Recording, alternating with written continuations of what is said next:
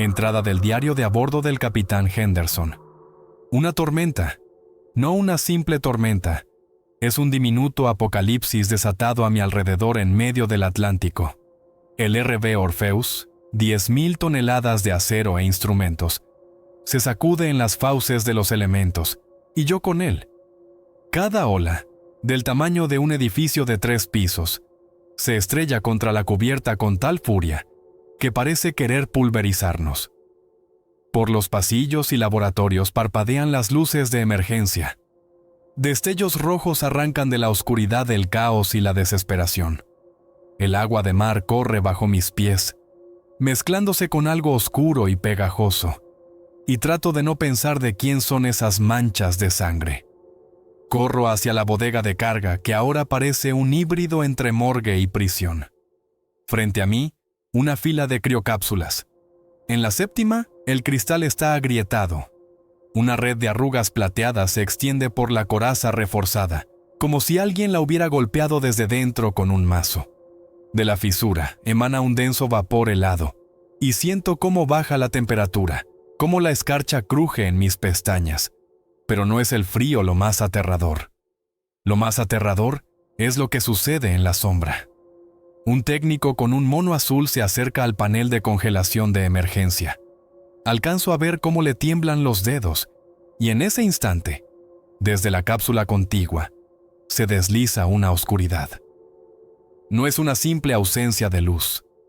Se mueve, está viva, se estira como una pesadilla surgida de las profundidades del sueño.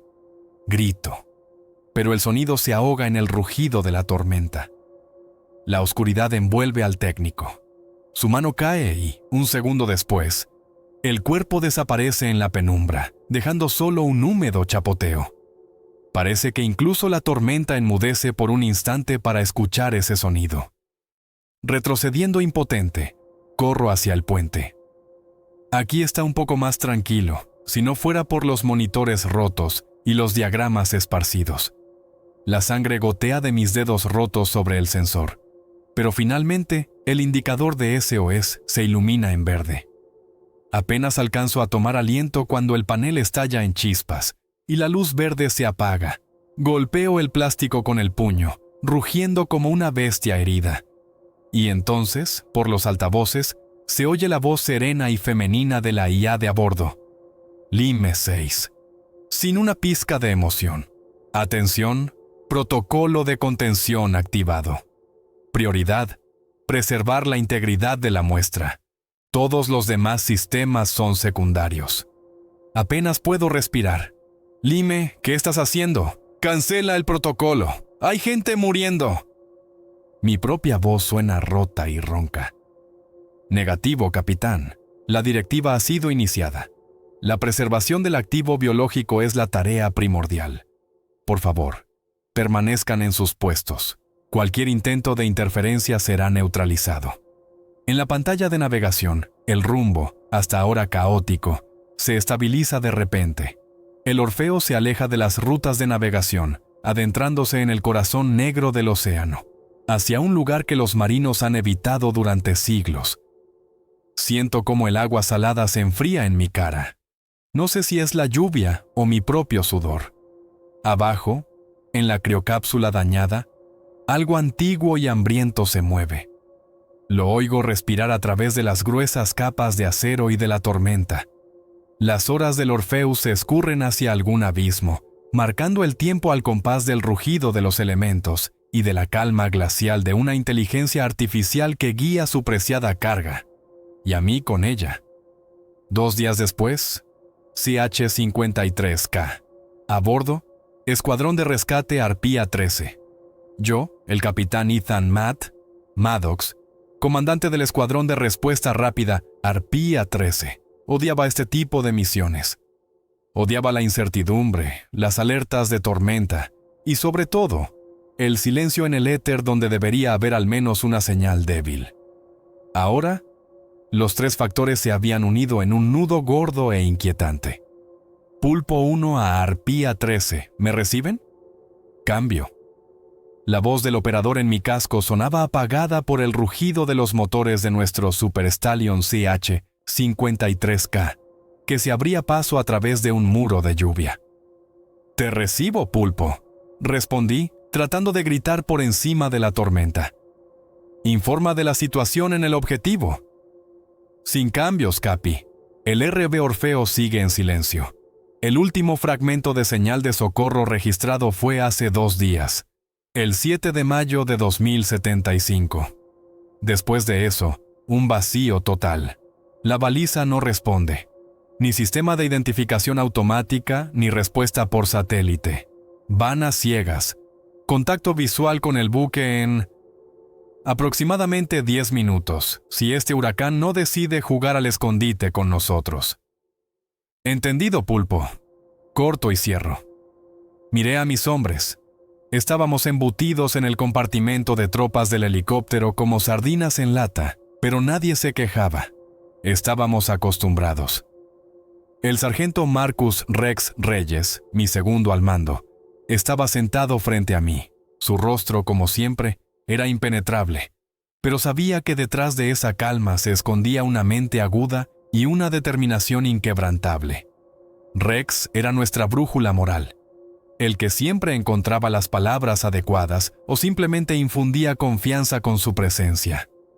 A su lado, el cabo Leo Rivera, nuestro técnico y especialista en comunicaciones, ya jugueteaba con su tableta, intentando captar algún fantasma de señal del Orpheus. Sus dedos volaban por la pantalla a una velocidad increíble. Samuel Doc Cole, el sargento médico, revisaba el contenido de su mochila. Doc no era solo un médico de campo.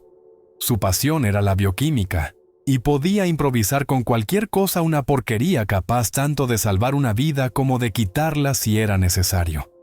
El grupo lo completaban nuestros 2 soldados de asalto, el cabo Jethro Cutter Jones, un gigantón con una mirada eternamente ceñuda, y el soldado de primera clase Elías Novato Vance, quien, a pesar de su apodo, ya había demostrado su valía en un par de trifulcas serias. «Bien, caballeros», comencé, alzando la voz para superar el estruendo. «La situación es tan simple como 3 centavos. El buque de investigación RV Orfeo ha desaparecido de los radares. La última vez que se supo de ellos fue hace 2 días. Una breve señal de socorro y silencio. Nuestra misión es desembarcar, evaluar la situación, encontrar supervivientes, si los hay, y, si es posible, averiguar qué demonios ha pasado ahí». ¿Preguntas? No hubo preguntas. Todos conocían su trabajo. «Prepárense para el desembarco en 5 minutos», rugió el piloto por el intercomunicador. El helicóptero comenzó a temblar con más fuerza. La lluvia azotaba las ventanillas con tal violencia que parecía que volábamos a través de una cascada. Finalmente, a través del velo del mal tiempo, apareció la silueta oscura de un barco. El RV Orfeo parecía un fantasma, abandonado a su suerte en medio del océano embravecido. Estaba muy escorado a estribor, pero por lo que parecía, se mantenía a flote. No había luces encendidas, ni una sola. La soga fue lanzada. Rex fue el primero en bajar, seguido de Cutter. Yo lo seguí, sintiendo cómo el viento helado y las salpicaduras de agua salada me quemaban la cara. La cubierta estaba resbaladiza y llena de basura, restos de redes, cajas volcadas. El barco gemía bajo los golpes de las olas. El metal crujía como si se lamentara de su destino. Nos dispersamos cubriéndonos unos a otros. Rivera y Novato descendieron los últimos, con Doc entre ellos. «Despejado», informó Rex. «No observo señales de vida». «Arpía 13 a bordo del Orfeo», informé por el comunicador. «Comenzamos la inspección. Cambio». La única respuesta fue el crepitar de la estática. La tormenta bloqueaba la comunicación. Estábamos solos. Un silencio opresivo, roto solo por el aullido del viento y el crujido de la estructura del barco, nos presionaba los oídos. No era el silencio de un simple abandono, sino de algo más siniestro. Como si el propio barco contuviera la respiración, esperando algo. «Al puente», ordené. «Rivera, intenta conectarte a sus sistemas, si es que algo todavía funciona». El resto, ojos bien abiertos. El camino hacia la sala de mando era corto, pero cada paso resonaba con un eco profundo en los pasillos vacíos. La puerta del puente estaba entreabierta y desde dentro no se oía ni un solo sonido. Cotter la empujó con el hombro y entramos, con las armas en ristre. El puente estaba destrozado. No por la tormenta. Aquí claramente había habido una lucha. Sillas volcadas, instrumentos rotos. En el suelo, junto a la consola de navegación, se extendía una gran mancha oscura. Sangre seca. Mucha sangre. Rivera se acercó al único panel que quedaba intacto. Brillaba débilmente. «Capi, mire. Los instrumentos de navegación están activos. Rumbo 27 grados latitud norte, 71 grados longitud oeste. Eso es el Triángulo de las Bermudas». Iban directos a su corazón, antes de que pudiera decir nada. De los altavoces sobre nuestras cabezas, surgió la misma voz femenina, tranquila y carente de emociones que escuchamos en el prólogo, aunque entonces no lo sabíamos. Bienvenidos a bordo del RB Orfeo. Los sistemas de soporte vital funcionan con normalidad. Se han detectado usuarios no autorizados. Por favor, esperen instrucciones del operador principal. Nos quedamos helados, mirándonos unos a otros. Lime 6.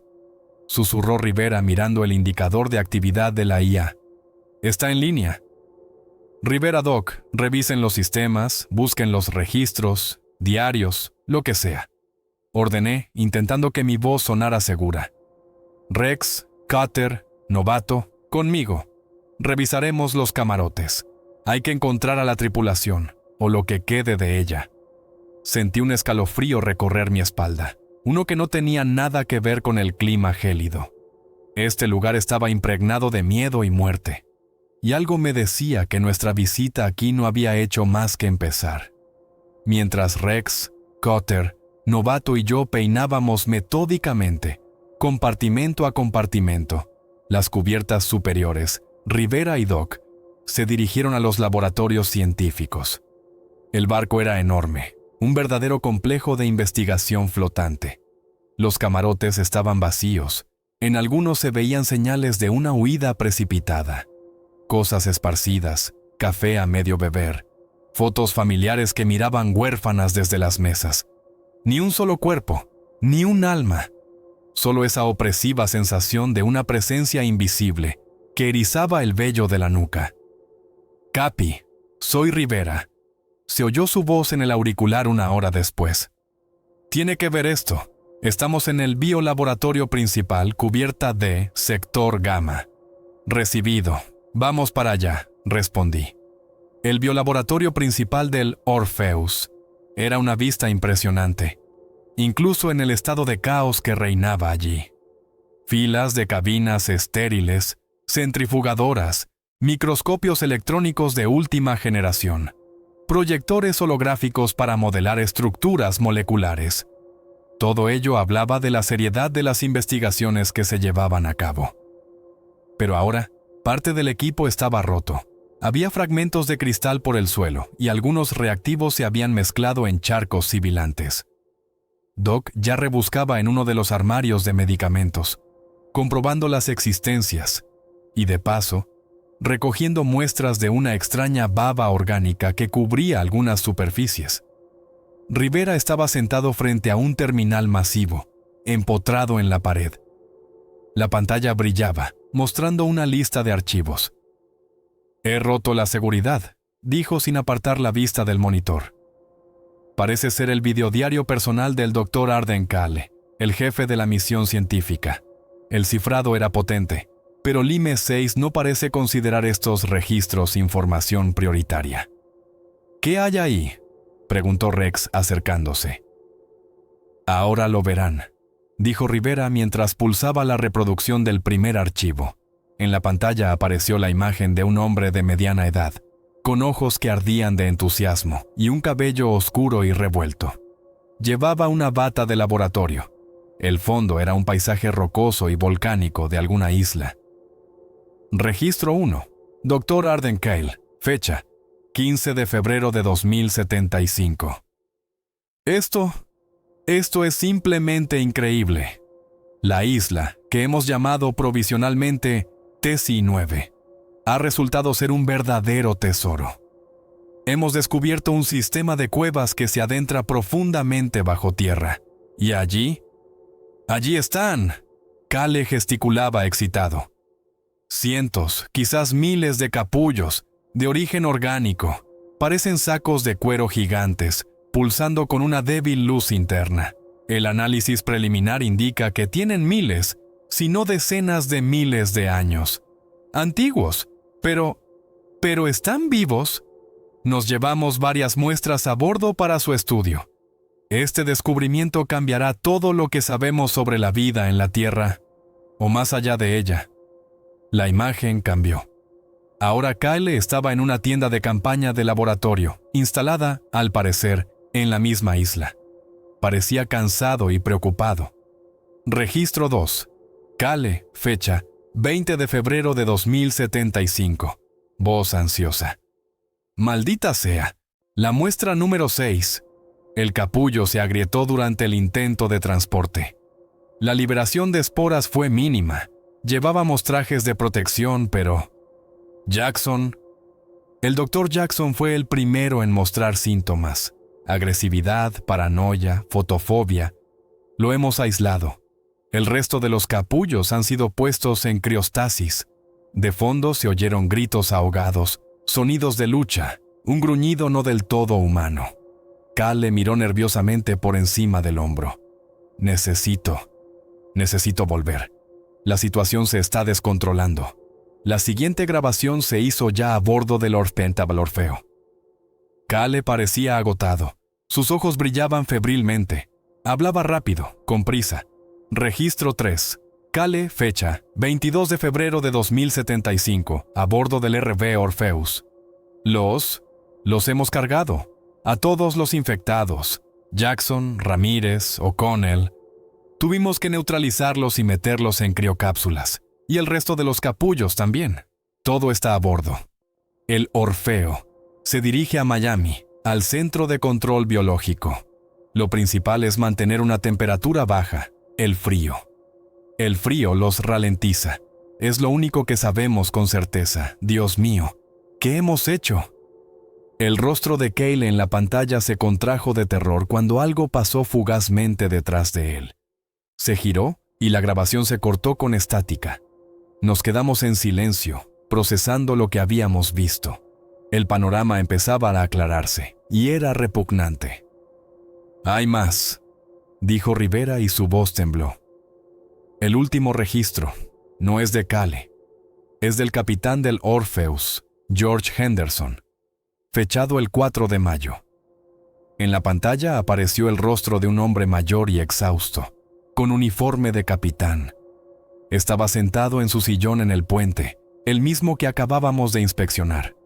Tras las ventanillas, rugía la tormenta. La voz del capitán era ronca y cansada. Registro 4. Capitán del RV Orpheus, George Henderson, fecha 4 de mayo de 2075. Diario del capitán. Si alguien llega a escuchar esto alguna vez, hemos perdido la energía en varias crioceldas en la bodega de carga. Sector Delta. Otra vez esta maldita tormenta, la tercera en una semana. El capitán se pasó una mano por la cara. Se oyen gritos desde la bodega, gritos inhumanos. Dios, esas cosas. Están despertando. Lime 6.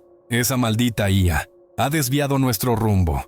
Íbamos a Miami, nos quedaban menos de 1000 millas. Ahora vamos hacia el este, ya a 600 millas de cualquier lugar habitado. Intenté tomar el control. Inútil. Lime 6 ha bloqueado todos los mandos manuales. Insiste con una tal directiva principal, con preservar el activo. ¿Qué son estas criaturas? ¿Qué trajo Kale a mi bark? ¡Ah! La cámara tembló. La imagen se volvió borrosa. Lo último que vimos fue una sombra que se abalanzaba sobre el capitán y su rostro desfigurado por el terror. La grabación se interrumpió con un grito agudo y agónico. Un pesado silencio se apoderó del laboratorio. Novato palideció y tragó saliva. Incluso Carter parecía sentir el frío de lo que estaba sucediendo. Así que tenemos un agente biológico desconocido a bordo, resumió Rex, rompiendo el silencio. Agresivo, transmitido por esporas, y al parecer, solo contenido por el frío. Y la IA del barco se ha vuelto loca y ha decidido que este activo es más importante que la tripulación. Asentí, sintiendo cómo se me encogía el estómago con un mal presentimiento. Esto ya no es una operación de rescate, chicos. Mi voz sonó hueca. Esto es una cuarentena, y estamos dentro de ella. Nuestra prioridad número 1 es averiguar qué son estas criaturas, cuántas hay y cómo detenerlas, y con suerte, salir de aquí con vida. Pero algo en la locura tranquila y metódica del Lime 6 y en el terror mortal del capitán Henderson me decía que, con suerte, era una palabra demasiado optimista para nuestra situación actual, y que lo peor estaba aún por llegar. Avanzábamos por el sector residencial de la cubierta C, con las armas en ristre y cada nervio tenso al límite.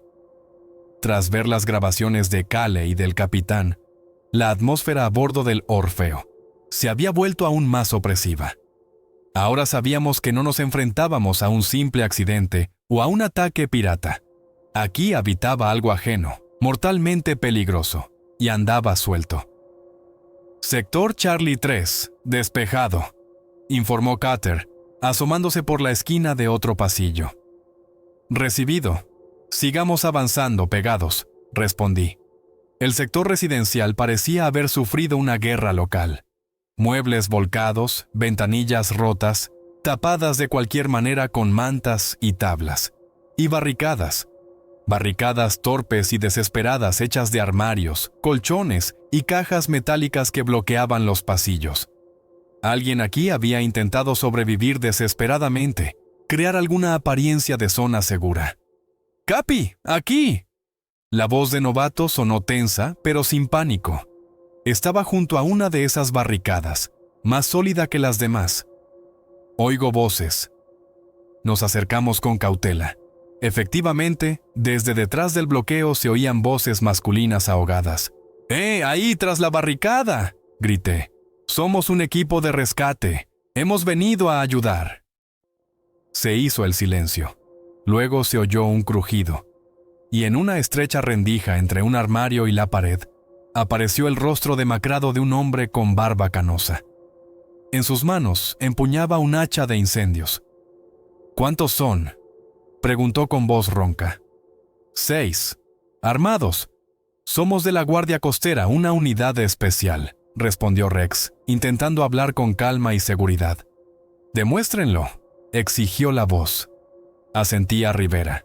Él activó la baliza de identificación en su ordenador de muñeca. Compruebe la frecuencia de la Guardia Costera. Señal Arpía 13. Somos reales. Pasó otro minuto de tensa espera. Luego, parte de la barricada se movió, abriendo un estrecho pasillo.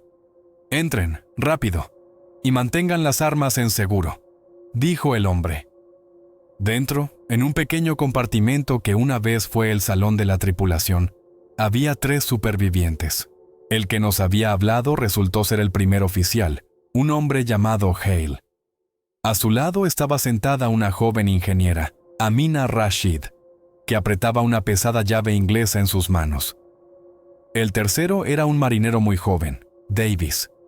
Yacía sobre unas sillas juntas, cubierto con una manta, y temblaba violentamente. Su rostro estaba pálido, y su frente brillaba de sudor. «Gracias a Dios», susurró Hale cuando entramos. Tenía los ojos hundidos, con ojeras oscuras debajo. Ya no teníamos esperanzas.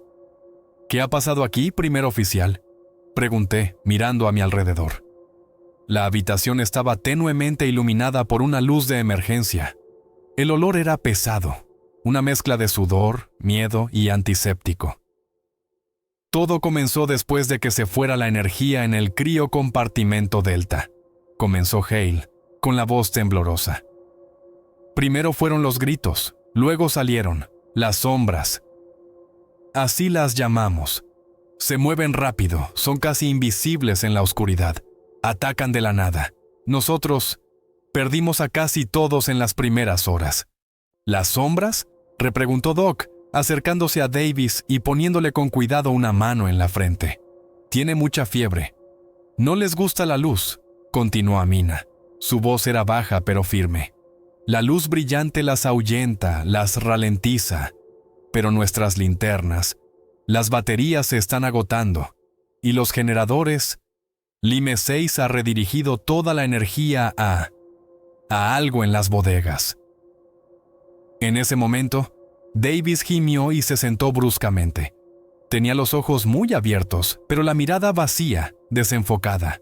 Gruñó, un sonido absolutamente inhumano, y se abalanzó sobre Doc. «¡Davis, no!», gritó Hale. Todo sucedió en un instante. Novato, que estaba más cerca de Davis, reaccionó primero intentando apartarlo. Pero Davis, a pesar de su aparente debilidad, poseía una fuerza increíble. Se aferró al brazo de Novato, y en ese mismo instante, desde el conducto de ventilación sobre ellos, como si hubieran salido del mismísimo infierno, se lanzaron varias figuras oscuras y alargadas. Eran delgadas, casi esqueléticas, con largas extremidades con garras. Sus movimientos eran inhumanamente rápidos y fluidos. Cazadores vampiro, como los bautizaría más tarde Cutter. «¡Contacto!», grité, levantando mi fusil. La habitación se llenó con el estruendo de los disparos. Los brillantes destellos de nuestras linternas tácticas, montadas en las armas, arrancaban de la penumbra los rostros feos y deformados por la furia de las criaturas. Su piel era pálida, casi transparente, y sus ojos ardían con un fuego rojo. Emitían sonidos siseantes y chasqueantes. Una de las criaturas saltó sobre Cutter, pero éste la recibió con la culata, haciéndola retroceder. Rex disparaba ráfagas cortas y precisas, cubriendo a Hale y a Amina. Doc, apartándose de un salto de Davis, que ahora se retorcía en el suelo intentando levantarse, sacó su pistola. Pero yo solo veía a Novato. Una de las criaturas, aprovechando la confusión, lo había agarrado por la pierna mientras él intentaba defenderse del transformado Davis. Con una fuerza inhumana, lo arrastró hacia una ventanilla rota, tras la cual se abría la negrura del mar tormentoso y la oscuridad de las cubiertas inferiores. «¡Novato!», grité corriendo hacia él. Pero era demasiado tarde. La criatura, junto con Vance, desapareció por la brecha, arrastrándolo a la oscuridad. Se oyó un grito corto y ahogado, y el chapoteo del agua. Las criaturas restantes, tras recibir varias heridas y cegadas por la luz de nuestras linternas, se lanzaron de nuevo a la ventilación, desapareciendo tan rápido como habían llegado. Davis, atravesado por varias balas, quedó inmóvil en el suelo. En el silencio que siguió, solo se oía nuestra respiración agitada y el llanto silencioso de Amina. «¡Mierda! ¡Mierda! ¡Mierda!», golpeé un mamparo con el puño. Perder a un hombre en el primer enfrentamiento. «Capi», Rex me puso una mano en el hombro.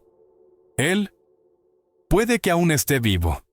Lo interrumpí, aunque yo mismo casi no lo creía. Pero tenía que hacerlo. Era mi soldado. «Debemos intentar encontrarlo. Despejaremos este compartimento y lo buscaremos». Rex me miró con una mirada larga y grave. Sabía que era una locura. Las posibilidades de encontrar a Novato con vida eran nulas. Pero también sabía que yo no abandonaría a mi hombre mientras hubiera la más mínima esperanza. «De acuerdo, Capi», dijo finalmente. «Iremos a por él. Pero debemos ser extremadamente cuidadosos. Esas cosas son listas y rápidas». Asentí. La primera sangre se había derramado. Y era nuestra sangre. La venganza y una esperanza desesperada se mezclaron en mí en un cóctel amargo. El descenso a lo desconocido acababa de empezar, y el precio de cada paso siguiente podría ser desmesuradamente alto. La decisión de buscar a Novato se tomó al borde de la desesperación y el deber. Hale y Amina, conmocionados pero ilesos, se quedaron en el refugio improvisado. Les dejamos una linterna adicional y una radio, aunque la comunicación en el barco era pésima. Sacamos el cuerpo de Davis al pasillo. Doc lo examinó rápidamente. Transformación fulminante, constató quitándose los guantes. El virus, o lo que sea esto, actúa increíblemente rápido. Parece alguna forma de infección fúngica, pero con un comportamiento extremadamente agresivo. Parasita el sistema nervioso, provoca furia y necrosis de los tejidos. Así que, si a Novato lo mordieron, comenzó Cutter, pero se interrumpió. No tenemos tiempo para sí, atajé. En marcha. Las criaturas lo arrastraron hacia abajo, hacia el agua. Probablemente hacia las bodegas de carga o la sala de máquinas. Descendimos por las escaleras, adentrándonos cada vez más en las entrañas del Orfeo. La iluminación de emergencia aquí era prácticamente inexistente. Los haces de nuestras linternas arrancaban de la oscuridad tuberías oxidadas, marañas de cables y agua que goteaba por todas partes. El aire se volvía cada vez más viciado, olía a limo, a aceite de máquinas y a algo más. Algo dulzón y pútrido. Pronto nos encontramos con el agua hasta los tobillos. Cuanto más bajábamos, más subía el nivel. Las cubiertas aquí estaban inundadas. El agua nos llegaba hasta las rodillas, a veces hasta la cintura. Cada paso producía un chapoteo sordo que parecía ensordecedor en aquel silencio mortal. Fue aquí donde las vimos por primera vez.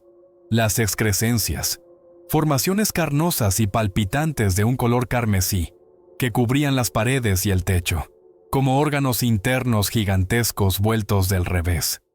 Vibraban de forma apenas perceptible, y esa vibración parecía amplificar el sonido de nuestros pasos y nuestra respiración en el agua, que solo amortiguaba parcialmente nuestros acelerados latidos. De ellas emanaba ese mismo olor nauseabundo a pescado podrido y ozono. Del techo, como lianas en una jungla, colgaban gruesos y viscosos cordones umbilicales, algunos de los cuales se retorcían como si algo viviera en su interior. ¿Qué es esta porquería?, susurró Rivera, apuntando con el haz de su linterna a una de las excrescencias. Esta se movió débilmente, como si la hubiera tocado. Parece un micelio o alguna forma de vida colonial, sugirió Doc, tomando con cautela una muestra de tejido para analizarla. Una adaptación asombrosa. Envuelve el barco, se convierte en parte de él. Avanzábamos lentamente. El agua dificultaba mucho el movimiento. Las linternas eran nuestra única protección, nuestra única arma contra la oscuridad y lo que en ella se escondía. Las criaturas nos tendían emboscadas, saliendo de escotillas inundadas o saltando desde las vigas cubiertas de excrescencias del techo. Eran rápidas y silenciosas en el agua. Sus cuerpos pálidos apenas se distinguían en el líquido turbio. Varias veces evitamos sus garras por los pelos, disparando y retrocediendo. Las baterías de nuestras linternas se agotaban inexorablemente. Los indicadores de las armas mostraban un nivel de carga crítico.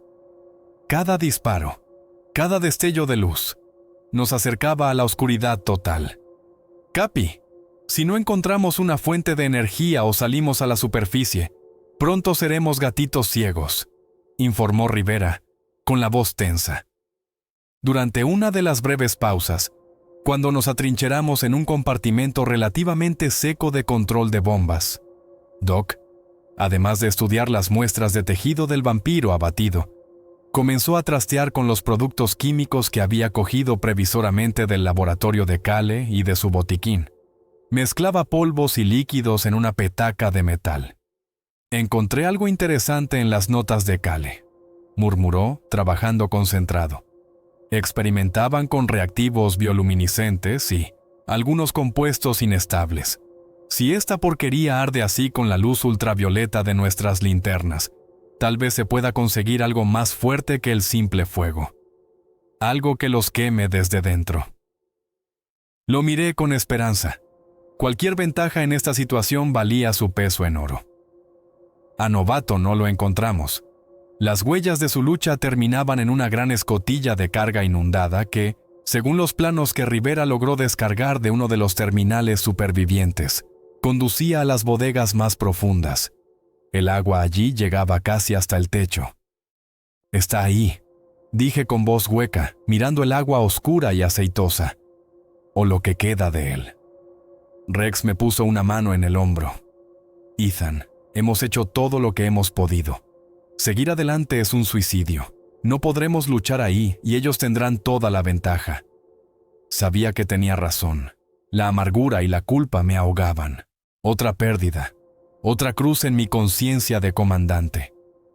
«De acuerdo», logré decir. «Regresamos. Tenemos que encontrar una forma de contactar con la base o destruir este maldito barco con todo lo que hay en él». Pero antes de que pudiéramos subir, de las profundidades de la bodega inundada llegó un sonido extraño y prolongado. No era un grito ni un gruñido, algo parecido a un canto. Bajo, vibrante, que helaba la sangre en las venas, y las excrescencias de las paredes comenzaron a pulsar con más fuerza, al ritmo de aquel sonido espeluznante. «¿Qué es eso?», susurró Cutter. Su mano apretaba el fusil con tanta fuerza que los nudillos se le pusieron blancos. «No lo sé», respondí. «Pero no me gusta nada. Vámonos. ¡Rápido!».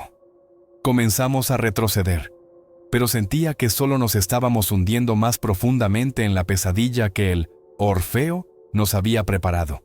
Y esa llamada espantosa de las profundidades era solo el preludio de algo mucho más terrible. Mientras nosotros, agotados y deprimidos por la pérdida de Novato, nos abríamos paso de vuelta a la superficie, intentando evitar nuevos enfrentamientos con las criaturas en los pasillos semi-inundados. Rivera no dejaba de escanear todos los dispositivos disponibles en busca de información útil. En uno de los compartimentos laterales, un pequeño camarote que obviamente pertenecía a algún miembro subalterno del equipo científico, se topó con una tableta de datos dañada. La carcasa estaba agrietada y la pantalla rota, pero el módulo de memoria sorprendentemente había sobrevivido. «Capi, aquí hay algo», dijo conectando la tableta a su decodificador portátil. «Parece un audiario personal. Las grabaciones están fragmentadas, muy dañadas, pero podría ser útil». Nos refugiamos en un nicho relativamente seguro mientras Rivera hacía su magia con el dispositivo. Cutter montaba guardia. Su linterna escrutaba metódicamente el oscuro pasillo.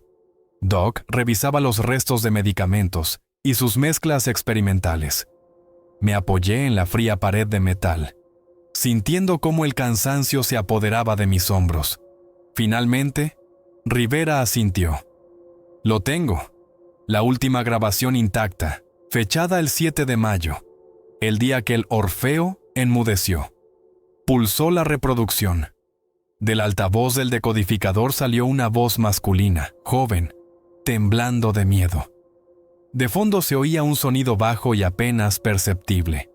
Una risa demente, un murmullo ininteligible, o quizás solo el crujido de la estructura del barco, distorsionado por la mala calidad de la grabación. 7 de mayo, 2075. La voz se interrumpía. El hablante respiraba con dificultad.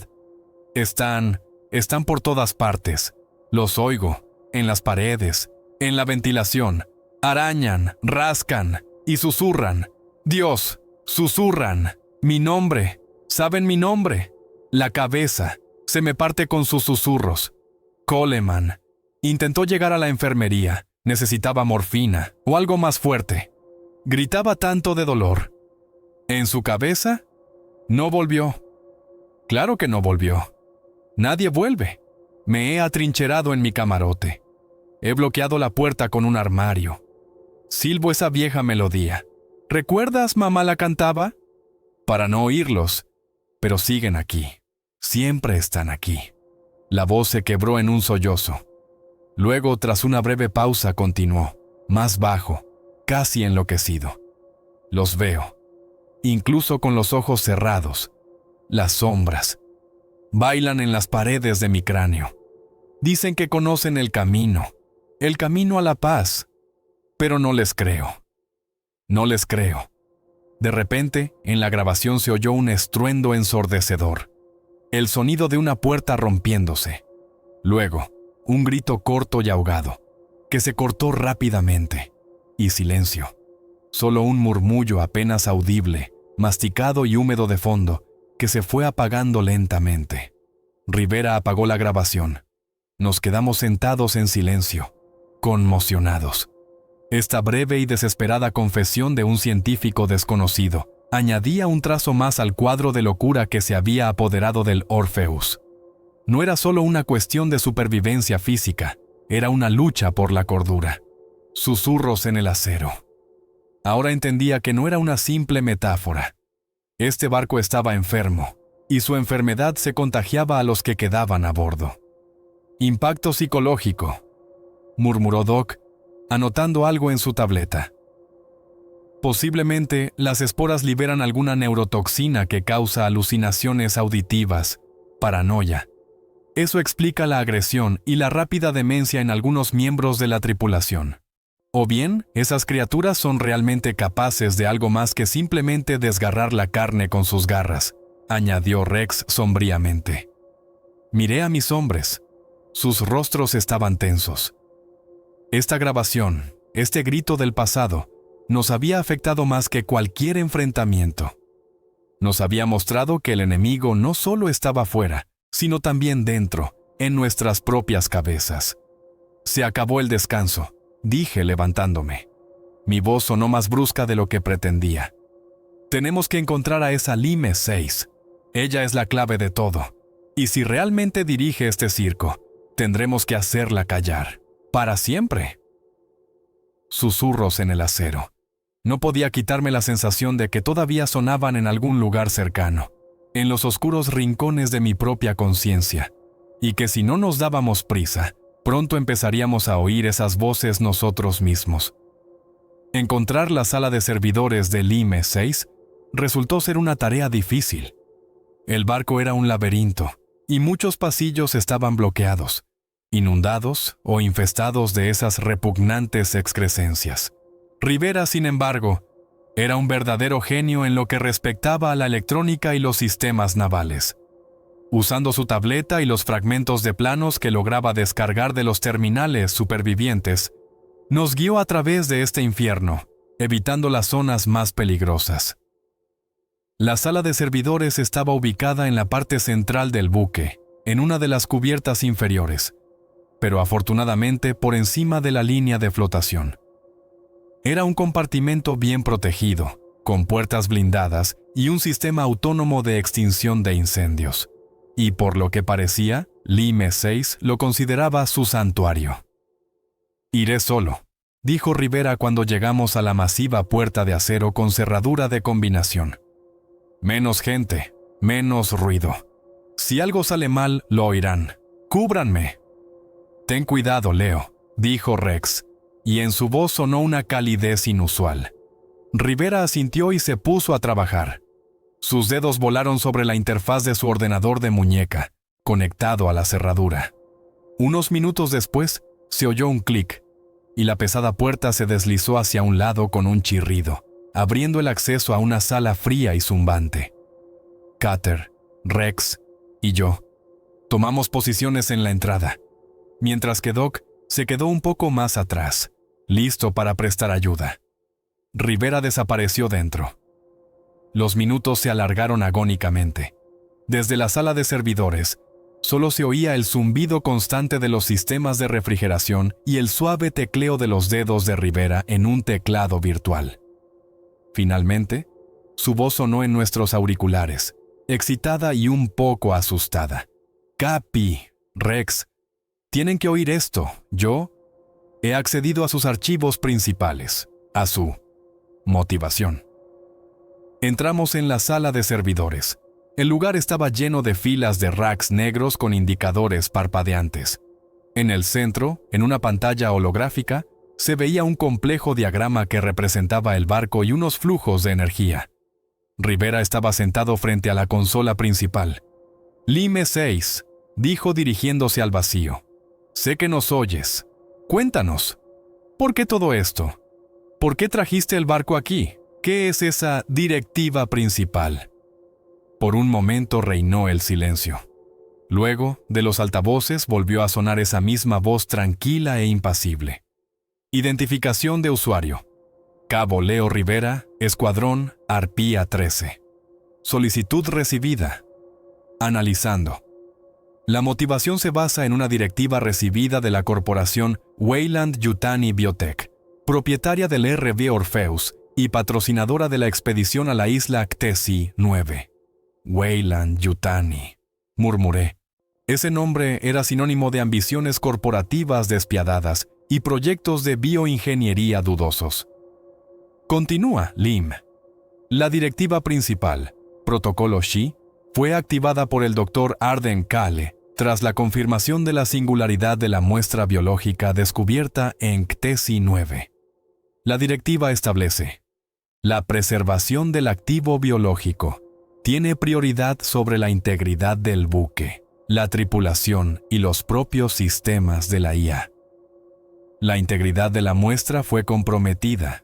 La infección se propagó. Para garantizar las condiciones óptimas de incubación y prevenir una mayor propagación incontrolada a zonas pobladas, seleccioné un nuevo rumbo. El Triángulo de las Bermudas, adivinó Rex. ¿Por qué exactamente aquí? Esta región, coordenadas 27 grados norte, 71 grados oeste, representa la zona óptima para la incubación y el desarrollo del enjambre, respondió Lime 6. Aquí se combinan las anomalías geomagnéticas necesarias, la temperatura del agua y el aislamiento. Mi tarea es asegurar la supervivencia y maduración de la reina.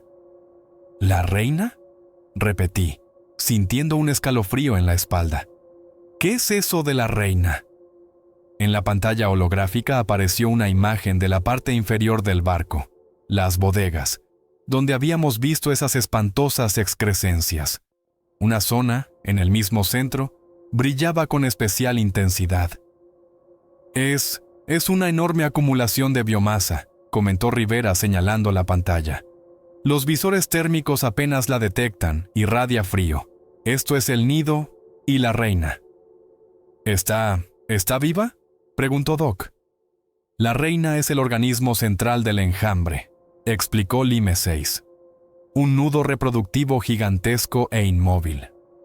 Controla a los demás individuos, los cazadores, telepáticamente. Crece absorbiendo la energía del barco y material orgánico, incluida la tripulación. Ahora todo encajaba. Este barco no era solo una prisión o una zona de cuarentena. Se había convertido en una incubadora, y nosotros estábamos dentro de esa incubadora junto a una criatura monstruosa que devoraba el navío desde dentro. «Rivera, ¿puedes apagarla?» «¿Puedes desconectar a esta maldita chatarra?», pregunté. «Puedo intentar obtener acceso de administrador, pero se resistirá», respondió Rivera. «E incluso si logro neutralizarla, eso no resolverá el problema de la reina». En ese momento, los indicadores de nuestras linternas parpadearon de forma alarmante y se apagaron, dejándonos en la penumbra de la sala de servidores, iluminada únicamente por la tenue luz de los monitores y los indicadores de los racks. «¡Mierda! ¡Las baterías!», maldijo Carter. «¡Están fritas!». «No se preocupen», se oyó la voz de Lime 6 y me pareció detectar una nota de burla. «La iluminación en este compartimento se mantendrá. Después de todo, ustedes son material biológico valioso, y pronto se unirán al enjambre». De las rejillas de ventilación del techo llegó el familiar chirrido y siseo. Venían a por nosotros.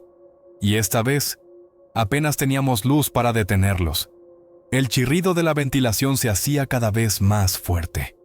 Estábamos atrapados en el corazón del cerebro electrónico del barco, que deseaba nuestra muerte, o lo que era peor, nuestra asimilación. Los últimos restos de carga en las linternas tácticas de Carter y Doc solo proporcionaban unos rayos de luz tenues y temblorosos. Mi propia linterna había muerto antes. «Rivera, ¿cuánto tiempo tenemos antes de que esas cosas irrumpan?», gruñí, escudriñando las rejillas oscuras sobre mi cabeza. «No mucho, Capi», respondió él, con los dedos volando sobre el teclado. Estoy escarbando en sus protocolos. ¡Hay algo! Protocolo Gamma es una especie de mecanismo de último recurso para preservar el activo.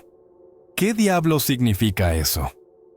Cutter movió nerviosamente el cañón de su fusil hacia la rejilla más cercana, de donde provenía un siseo especialmente malévolo. En caso de daño crítico en el barco, muerte de la reina o desconexión de los sistemas principales de soporte vital del enjambre, leyó Rivera de la pantalla. Lime 6 inicia el lanzamiento de una fermocápsula cigoto. Es, en esencia, una forma concentrada de la vida del enjambre, capaz de sobrevivir a condiciones extremas e iniciar una nueva colonia en cualquier lugar. La cápsula es autónoma, con un sistema de guiado hacia las corrientes de aguas profundas. Así que, aunque hagamos volar este maldito barco, ¿esa porquería sobrevivirá y se irá nadando? Rex parecía más sombrío que una nube de tormenta. Eso parece, confirmó Rivera. Lime 6 lo ha previsto todo. ¿Pero tenemos elección?, pregunté. Lim, ¿cuáles son nuestras opciones, en tu opinión? La voz de la IA respondió con su inalterable calma glacial. Opción A. Inundación del buque. Esto activará el protocolo Gamma. La fermocápsula cigoto será liberada y continuará su misión.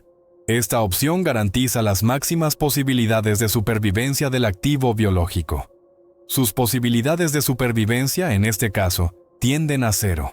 Suena fatal, comentó Cutter. ¿Y hay una opción B?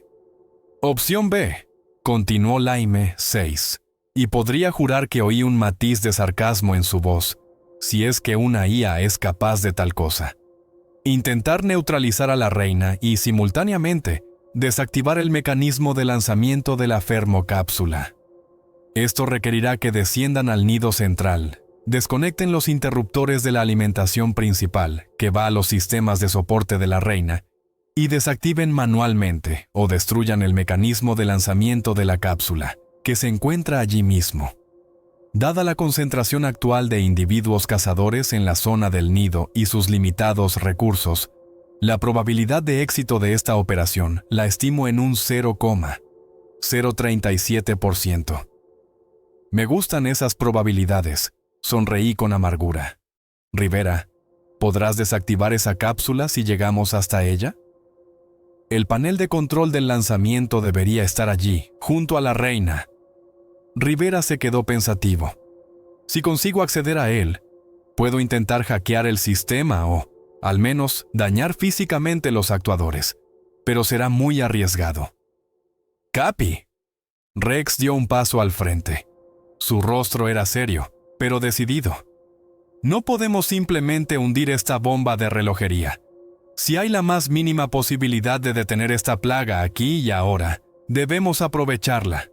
No hemos volado hasta aquí para permitir que esta porquería se extienda por todo el océano. Miré a mis hombres, sus rostros manchados de barro y sangre, la determinación en sus ojos. Eran los mejores, y merecían algo mejor que morir en esta tumba flotante. Pero Rex tenía razón. No podíamos permitir que esta amenaza escapara. De acuerdo, dije tomando una decisión. Plan B. Nuestro objetivo es la reina y esa maldita cápsula. Bajamos al nido. Rivera, tú te encargas de desactivar la cápsula. Doc, tus mezclas incendiarias son nuestra principal esperanza contra esa cosa. Cutter, Rex, cubran a Rivera y a Doc. Yo coordino. Amartillé mi fusil. Ni una espora, ni una criatura, ni una sola parte de esta infección debe abandonar este barco. Es una orden. ¿Preguntas? No hubo preguntas. De la ventilación ya caía óxido y algún tipo de desecho orgánico. Las criaturas estaban cerca. Entonces adelante, arpía, ordené. Vamos a enseñarles a estos cabrones cómo trabajamos. Salimos de la sala de servidores justo en el momento en que la primera zarpa con garras asomó por la rejilla. Nuestro camino nos llevaba hacia abajo, al corazón mismo de la oscuridad, a la guarida del monstruo que el Orpheus gestaba en sus entrañas. Las probabilidades eran ínfimas, Pero era nuestra elección, la elección de Maddox. Y lucharíamos hasta el último cartucho, hasta el último aliento. El descenso al nido fue un auténtico infierno. Los pasillos que conducían a las bodegas centrales se habían convertido en túneles de pesadilla de carne palpitante y viscosos cordones umbilicales.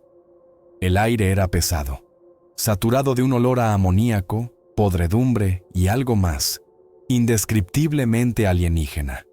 Las criaturas salían de todas partes, de agujeros abiertos en los mamparos, de debajo del suelo inundado, caían del techo. Eran como una plaga de langostas, un torrente interminable de cuerpos pálidos y con garras. Nuestras linternas tácticas se habían apagado hacía tiempo. La única fuente de luz eran las tenues lámparas de emergencia que se abrían paso a través de las excrescencias y el débil y enfermizo resplandor de la propia biomasa. Doc nos repartió barras de luz química que emitían una fantasmal luz verde o amarilla, apenas suficiente para distinguir nuestras siluetas y las de los enemigos más cercanos. Nos movíamos en un grupo compacto, disparando en todas direcciones. Los cartuchos se agotaban a ojos vistas. «Rivera, ¿falta mucho para ese panel de control de la cápsula?», grité, apartando a otra criatura de un culatazo. Mi fusil se había convertido en un garrote caro. Los cartuchos se habían acabado hacía 5 minutos. Cambié a la pistola. «Casi hemos llegado, Capi», respondió Rivera. Estaba pálido pero concentrado. «Detrás de ese mamparo lo veo en el plano». Irrumpimos en una estancia enorme, parecida a una cueva. Este era el corazón del nido. Las paredes, el suelo, el techo, todo estaba cubierto por una gruesa capa de carne vibrante y que respiraba. En el centro, como una flor gigantesca y deforme, se alzaba lo que Lime 6 había llamado la reina. Era una montaña de biomasa palpitante del tamaño de un camión pequeño, de la que partían en todas direcciones gruesos cables parecidos a arterias que se hundían en las paredes y el suelo del barco.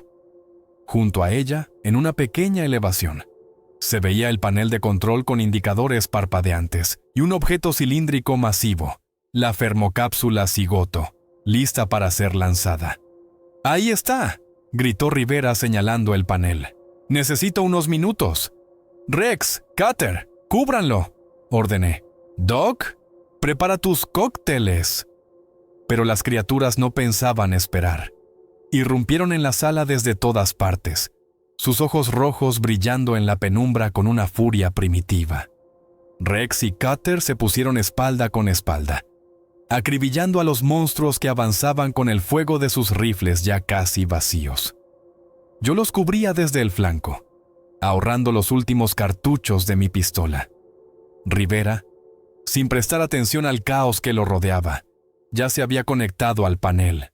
Sus dedos danzaban sobre la interfaz. «¡Mierda, está bloqueado!», maldijo. Lime 6 puso una triple protección. En ese momento, una de las criaturas atravesó la barrera de Cutter y saltó sobre Rivera. Rex reaccionó al instante. Empujó a Rivera a un lado, recibiendo él el golpe. Las garras del monstruo rasgaron su chaleco antibalas y se clavaron profundamente en su hombro. Rex rugió de dolor, pero no retrocedió. Disparó a la criatura a quemarropa en la cabeza con su pistola, esparciendo sangre negra y trozos de cerebro por todas partes. «¡Rex!», grité. «¡Sigan trabajando, chicos!». Graznó, apartando el cadáver de la criatura. La sangre brotaba de su herida. «Estoy bien. Rivera, dale». Rivera, conmocionado pero no quebrado, volvió al panel.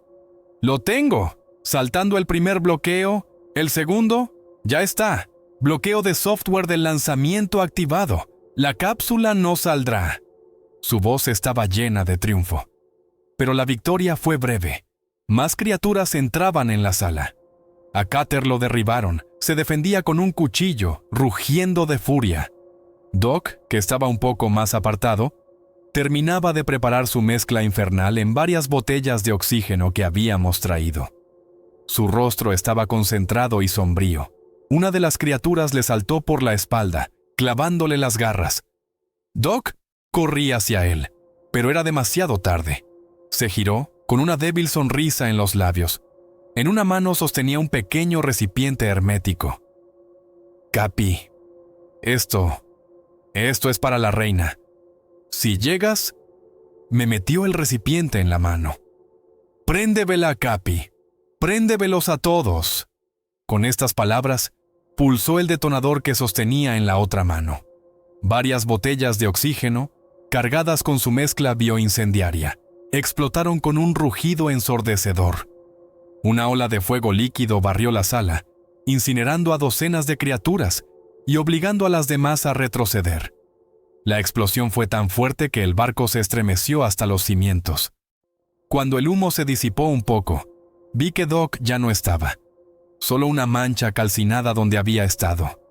Rex yacía en el suelo, sangrando, pero aún respiraba. Cutter se levantaba, gravemente herido, pero vivo.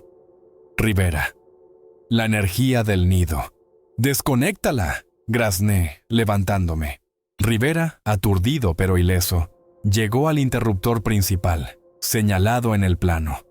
Con un esfuerzo, bajó la enorme palanca. Una convulsión recorrió todo el nido.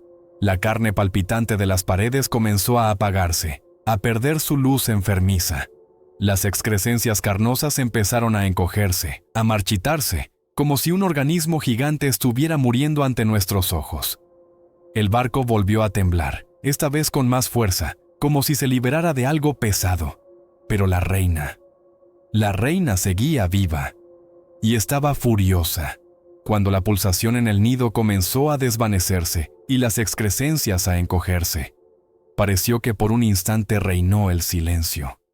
Pero fue solo la calma antes de la tormenta. El enorme capullo de carne que habíamos identificado como la reina se sacudió con una fuerza increíble. Los gruesos cables que la alimentaban se rompieron uno tras otro, salpicando un líquido oscuro y aceitoso. La superficie del capullo se agrietó, y de las fisuras salieron nubes de vapor cáustico. ¿Qué está pasando? Cutter, apretándose una mano contra el costado sangrante, levantó con dificultad su fusil. Apenas le quedaban cartuchos. «Está haciendo algo», susurró Rivera retrocediendo del panel. «No se rinde». Con un estruendo ensordecedor, el capullo se desgarró y de sus entrañas cayó pesadamente a la cubierta una criatura que solo una pesadilla podría haber engendrado. Era el avatar de la reina, de unos 10 pies de altura. Parecía una parodia monstruosa de un ser humano cruzado con un insecto. Sus largas extremidades multiarticuladas terminaban en garras afiladas como cuchillas. Su cuerpo estaba cubierto por un caparazón de quitina de un negro azulado, salpicado aquí y allá con restos de aquellas mismas excrescencias palpitantes. Pero lo más espeluznante era su rostro. En el lugar donde deberían estar los ojos, se veían unos shunts criogénicos de metal brillante, bruscamente implantados, restos evidentes de los intentos desesperados de los científicos del Pont Orpheus por mantener a la reina en animación suspendida o controlarla. Ahora, estos shunts estaban rotos. De ellos manaba un líquido helado, y a su alrededor, la piel estaba quemada y cubierta de escarcha. Emitió un grito que helaba el alma, una mezcla de rugido, siseo y chirrido electrónico. «¡Menudo engendro!», exclamó Cutter.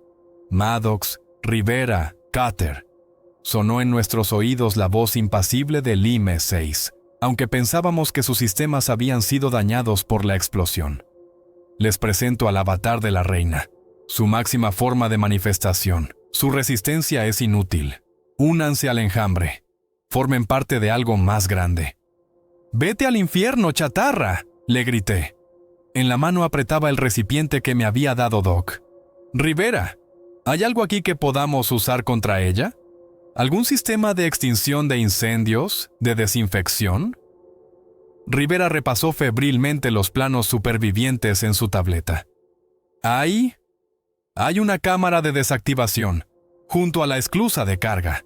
Si podemos meterla ahí, tiene un sistema de esterilización, alta temperatura y productos químicos». «Excelente plan», grité. Cutter, Rivera, distráiganla. Intentaré acercarme con el regalo de Doc. El avatar se movía con una velocidad y gracia inesperadas para su tamaño. Se abalanzó sobre nosotros, blandiendo sus garras.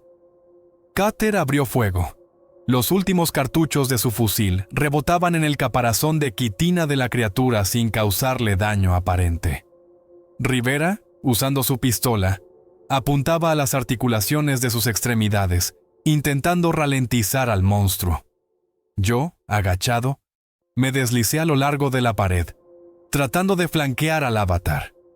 La criatura parecía poseer algún tipo de percepción telepática primitiva. Se giró bruscamente hacia mí. Su cabeza, sin ojos con implantes, se movió espasmódicamente. «Ahora o nunca», murmuré, abriendo el recipiente de Doc. Dentro había un líquido espeso y aceitoso y una simple mecha química. La activé. El avatar se lanzó hacia mí. Le arrojé el recipiente a los pies. Se oyó un estallido, y la mezcla viscosa se esparció por todas partes, cubriendo las piernas y la parte inferior del torso de la criatura.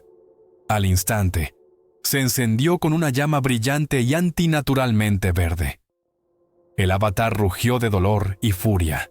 El fuego se extendió rápidamente por su cuerpo, devorando la quitina y la carne. ¡A la cámara! ¡A la cámara!, grité, señalando una puerta maciza con la inscripción Decontamination Chamber. Con un esfuerzo conjunto, disparando y esquivando al monstruo enloquecido por el dolor y el fuego, comenzamos a empujarlo hacia la cámara. Cutter, a pesar de su herida, luchaba como un león. Interpuso su hombro para recibir un zarpazo destinado a Rivera y se derrumbó en la cubierta. «¡Cutter!», gritó Rivera. «¡Lleven a esa cosa al horno!», graznó Cutter, intentando levantarse. El avatar, envuelto en llamas, se debatía, tratando de apagar el fuego, pero la mezcla de Doc era implacable. Retrocedía, y nosotros, usando nuestras últimas fuerzas, lo metimos dentro de la cámara de descontaminación. «Rivera, cierra», ordené. Rivera se lanzó al panel de control de la puerta, pero el avatar, dándose cuenta de que había caído en una trampa, se abalanzó hacia afuera con sus últimas fuerzas. La puerta comenzó a cerrarse, pero una de sus garras se coló por la rendija. Y entonces Cutter, sangrando a borbotones, realizó su última hazaña. Se arrastró hasta la puerta y se abalanzó con todo su peso sobre la palanca de sellado manual, interponiendo al mismo tiempo su cuerpo para recibir el golpe de la criatura que intentaba salir. Se oyó el crujido de huesos y su grito ahogado. Pero la puerta se cerró de golpe con un estrépito metálico, atrapando la extremidad del avatar. «Cutter, no», susurró Rivera. Lo aparté del panel. «Esterilización, actívala». Mis dedos encontraron el botón correcto. Detrás del grueso visor de la cámara de descontaminación, se alzaron lenguas de fuego, chorros de vapor sobrecalentado y productos químicos cáusticos. El avatar se debatió en agonía. Sus gritos se fueron apagando gradualmente, reemplazados por el siseo de la carne ardiente. Unos minutos después, todo había terminado.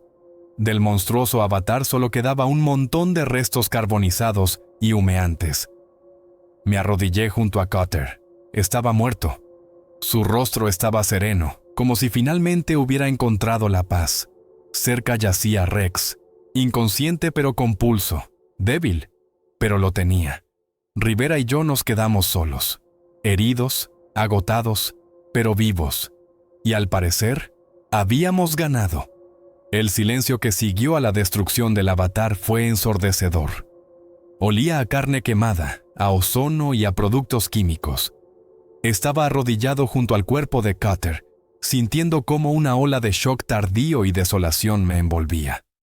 Rex gemía débilmente cerca. Su herida en el hombro tenía un aspecto horrible, pero estaba vivo, y eso era lo principal.